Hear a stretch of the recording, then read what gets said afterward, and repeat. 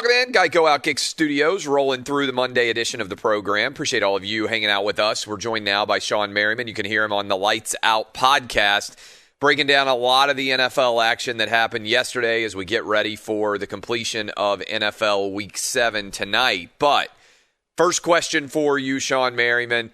Are the Tampa Bay Buccaneers the best team in the NFC based on what you've seen right now? Not record. We know they don't have the best record in the NFC, but with their combination of defense and now adding Antonio Brown to Godwin and Evans with the legendary status of Tom Brady seeming to be pretty still in solid standing, are they the best?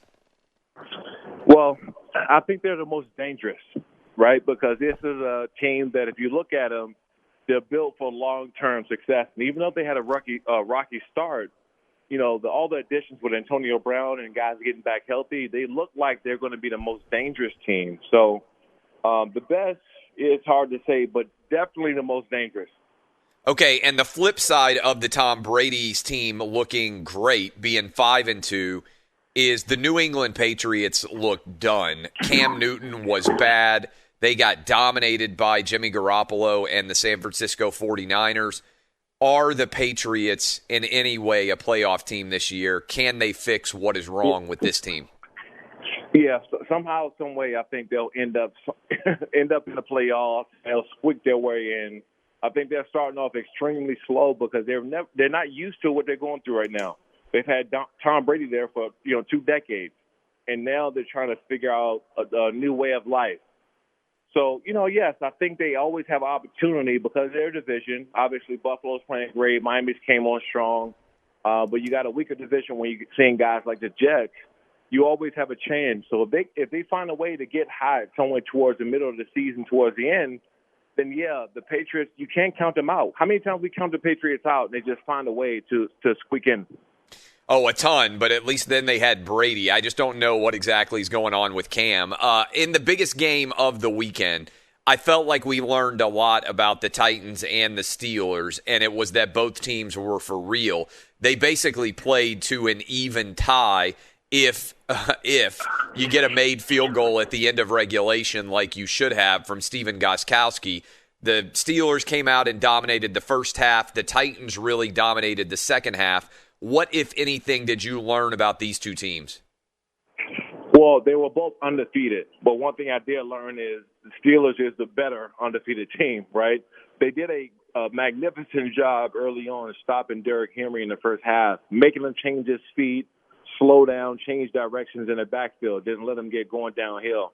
And that was really the key for them. And they did it. They came out, they showed better emotion. They showed up that they was more hype and ready for the game.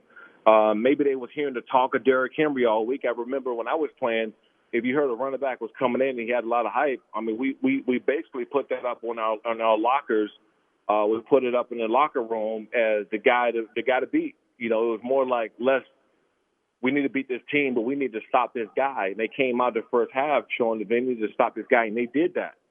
So, it was surprising to me to let them off the hook the second half, and it was a different ball game. How do you assess that going forward? Do you think the Steelers are the best team in the AFC? I do, because they're the most balanced, right? We know the Titans do well. They run the ball, they block well, and they play solid defense. They don't have stars, but they play solid defense. The Steelers, on the other hand, they got guys that can put the ball in the end zone in a given play. They got a running back, James Conner, catching the ball out the backfield. He's doing multiple things great. The Titans don't have that. They have a great running game. They have guys up front that's blocking for them. Don't get me wrong. Brown, I love him. I think he's provided some explosive plays for them, but he's not as consistent as this Steeler offense is. What's going to happen going forward with the Cowboys? Is Mike McCarthy going to last more than a year? I mean, this team, it seems like the wheels have completely come off, and I know the NFC East is so bad that anybody could still find a way to win it, but the Cowboys team looks completely done.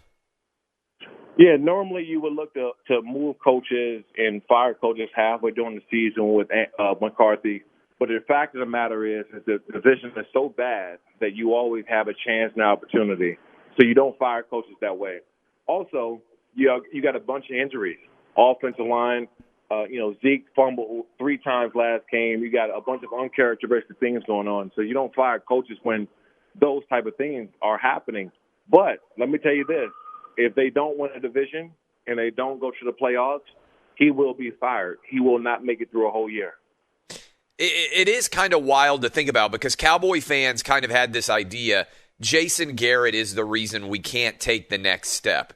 If they end up bringing Mike McCarthy in and the wheels continue to stay off of this team and they flounder like they're floundering now, what do? Do you go back to the drawing board and say, well, we don't really want to commit long-term to Dak? Do you go back into the rebuild mode? Or do you think the Cowboys believe this is just a series of injuries? Maybe we need to clean out the entire coaching staff, but we're not that far away. How do they assess the talent on this roster?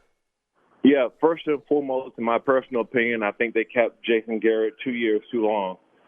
You got guys who are retiring with Smith, the offensive lineman. You got guys who were valuable assets, and now they're older or injured, and they don't have the same team. I almost feel bad for Andy Dalton because, he's coming into a situation where, you look at the Dallas Cowboys, and they're one of the best offensive line groups in there. You got a good wide receiving core in Amari Cooper. You got a good tight end that's playing well. You got a DeMarcus Lawrence, $100 million defensive end that's going to play. So it looks like on paper, when he first signed, is the team to go to. You can back up and look good. Now he's faced with a team that's riddled with injuries. Ezekiel Elliott is not playing the same way he's playing, and the coaches are not coaching a good game.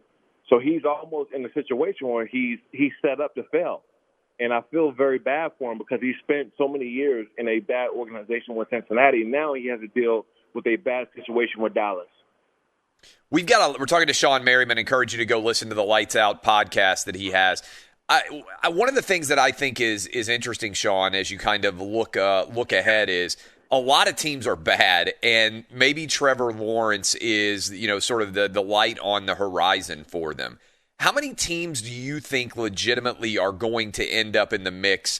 Maybe not tanking for Trevor, but at least thinking about trying to put together a package deal to get him, right? I mean, because I think there's going to be a lot of teams that, let's say, finish in the 4-12 range, and they may not be as bad as the Jets.